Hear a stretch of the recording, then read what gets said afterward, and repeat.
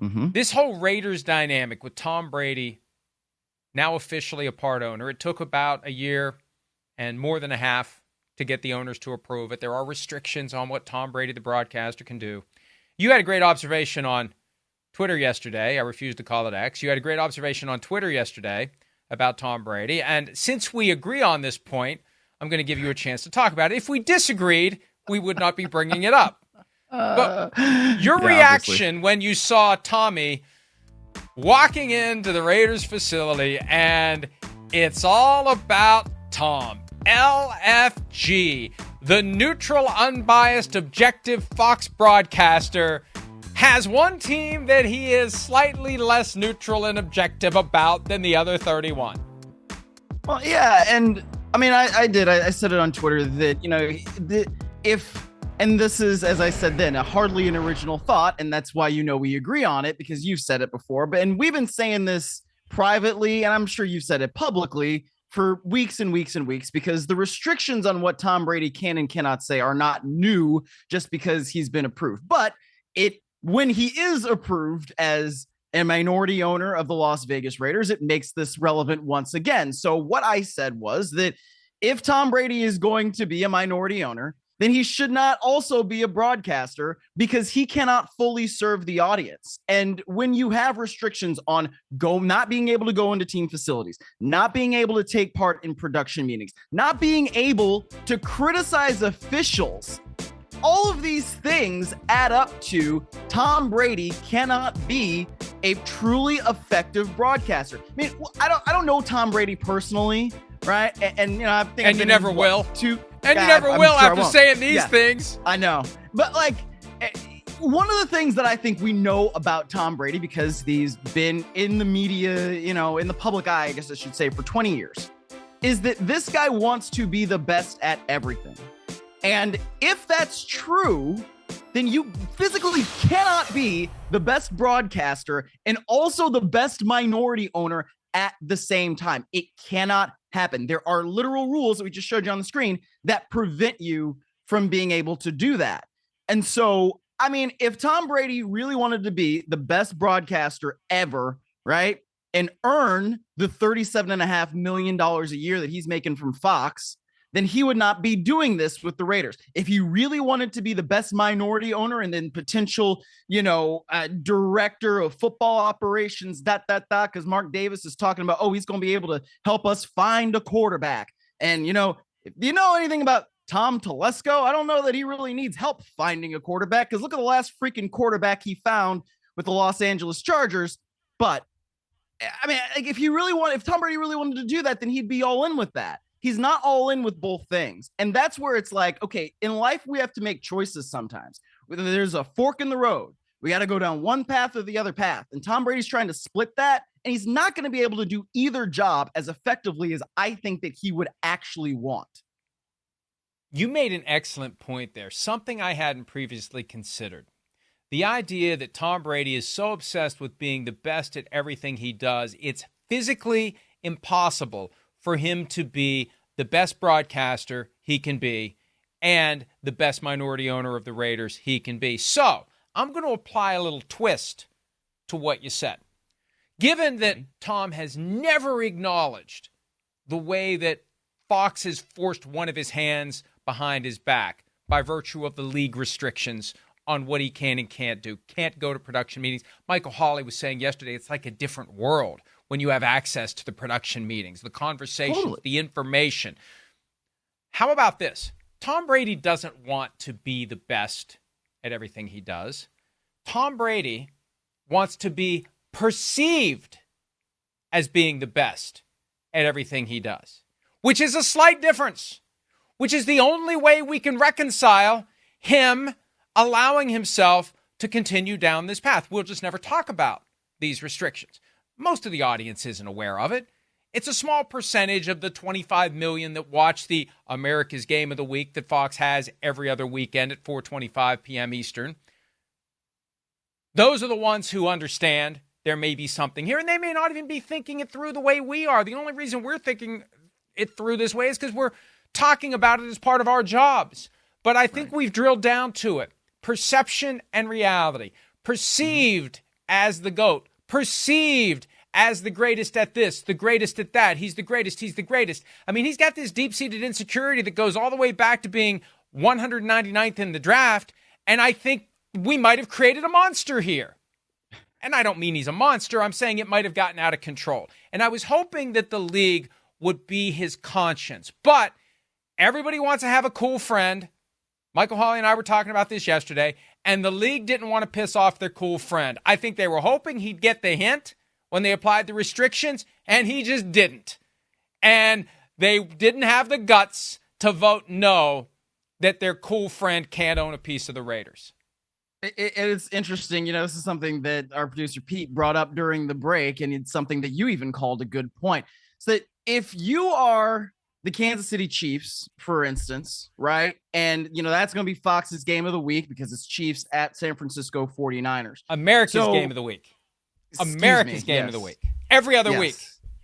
Obviously, yes, of course. That's what I sort of forget the branding on it. Well, I don't work for that network, Mike. What am I supposed to do? I don't know. I'm being sarcastic. They dubbed this thing America's Game of the Week, and it's on every other week. They should call it America's Game of the Bye Week. B-I, not B-Y-E. All right, go ahead. Okay, thank you. Yeah, and it's the dynamic kickoff and super duper wild card weekend. That's anyway, right. But if you've got all of the rest of the production team at Fox, right? They get to go meet with Andy Reid. They get to go to practice, but probably not practice this week for the Kansas City Chiefs because they're playing in the Bay Area. So they would go and they see the 49ers practice and da-da-da-da-da. But if you are then, Andy Reid, right? And that these folks are coming in and they're meeting with you, they're meeting with Patrick Mahomes, and then they're going to bring that information essentially back to Tom Brady. And that is a minority owner of a division rival. How much really are you going to want to divulge to these folks about everything that's going on that you would normally divulge to, I don't know, Mike Tirico and Chris Collinsworth and the rest of our team at NBC? It is a very, very different dynamic, and I don't think it serves anybody very well unless you're the league and you say, hey, we got a broadcaster now who's a color commentator and he can't criticize officials. It kind of works in our favor. That's the only person or group or entity that you would want to say that is well served by Tom Brady doing this dual role of minority owner and broadcaster. And that's an excellent point. At what point? And Fox is fortunate that even though they've torn down the strict AFC, NFC package walls and you see cross-flexed games where in the past it would have been a CBS game and now it's a Fox game and vice versa, you're not going to have a lot of AFC games on Fox that bubble all the way up to America's Game of the Week featuring Tom Brady. Yes. This one, actually, under the old formula, would have been a Jim Nantz, Tony Romo game because it was when the AFC's the road team, it's a CBS game. When the NFC's the road team, it's a Fox game. So this is an example of the cross-flex. But, Andy Reid, and see, this is part of the game of interpersonal relationship. Who wants to be the jerk? Who wants to be the one to say, hey, get all these people out of here. You're going to run back and tell Tom Brady everything that I tell you. There's no freaking way I'm telling you anything. Oh, he can't be here, but he's allowed to have you download everything that I tell you. What's the difference? Leave. Now, Andy Reid might not be inclined to be the jerk that you'd have to be to do that. But I know one AFC West coach who will say, hey, sorry, Kevin, Aaron, Tom, get the out of my building. And that's Sean Payton. If and when Tom Brady has a Sean Payton Denver Broncos game, even though at one point they were kind of joined at the hip and they were circling Miami and they're trying to figure out how to work together. Sorry, Tom. You're the Raiders. I'm the Broncos. You get out, and everybody who's connected with you, get the F out of my practice, of my building, of my life, because you're the enemy. And anyone associated with Tom is part of the enemy. And if you think that's not true, you wait and watch and see how Sean Payton conducts himself tonight when he's back in the belly of the beast he used to commandeer in New Orleans. Yeah, I think that people might have thought when you were starting that you were talking about Jim Harbaugh. I mean, like I The didn't Michigan because men. I know you Michigan well men. enough. I know, but I know you well enough that I knew you were talking about Sean Payton, and I have had enough, I guess, dealings with Sean Payton over the course of my career that I understand what you're talking about. But, I think that Harbaugh is more of the obstructionist where they'll come into the building and he'll just start saying, He just it's won't all tell them oatmeal to anything. me. Yeah. That's right. It's just, which doesn't mean a damn thing. And I have literally heard, Harbaugh say in press conference. So that I think would be the difference. Yeah, Harbaugh won't say anything. He'll let them in. He won't say anything. Sean Payton will tell them, politely or otherwise, get out. You're not coming in here. Your partner owns the Raiders. And I don't care about this whole, he's just a minority. He's going to take over the place. We already see it. Tommy owns a football team now because Mark Davis has a cool friend again. John Gruden got sent home. Now he's got a cool friend. He's like George Costanza with Tony. He's got a cool friend. Turn your hat backwards. And, he gets free pie. You have no idea what I'm talking about. You should hear how he talks to waitresses. He gets free pie. That's Tom Brady, and that's Tony, George's buddy that he wanted to go rock climbing with, and he brought sandwiches. And Kramer wasn't going to get any sandwiches. Anyway, yeah, this isn't.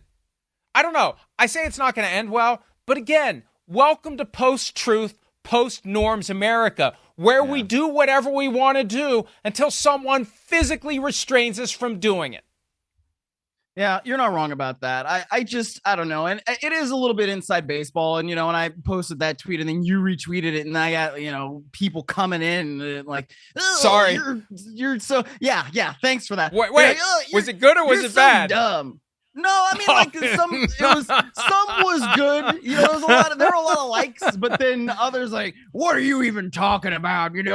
Who cares about any of this? And it's like, well, if you just think about Monday night, right? I mean, if you if you think about Monday night and Troy Aikman's talking about, we have this roughing the passer penalty that probably shouldn't be roughing the passer penalty, right? Tom Brady can't do that. And so that's where I'm saying, the audience, which includes me, by the way, I like learning things when I am watching a broadcast and I am listening to the commentators and they say something insightful because they were at practice. What would be cool if Tom Brady could go into facilities, right? And say, hey man, when I was watching film and when I was studying things back when I was a player 2 years ago, and I would always see this defensive scheme or, when we had cross tape and I'd see what you were doing on offense. And I thought, man, that's interesting. I wonder what the teaching point is here. And then he could talk to that coach and ask them what the teaching point is and then explain it to us. That would be amazing. But he can't do that because this is the type of thing that he's trying to do. He's splitting two paths.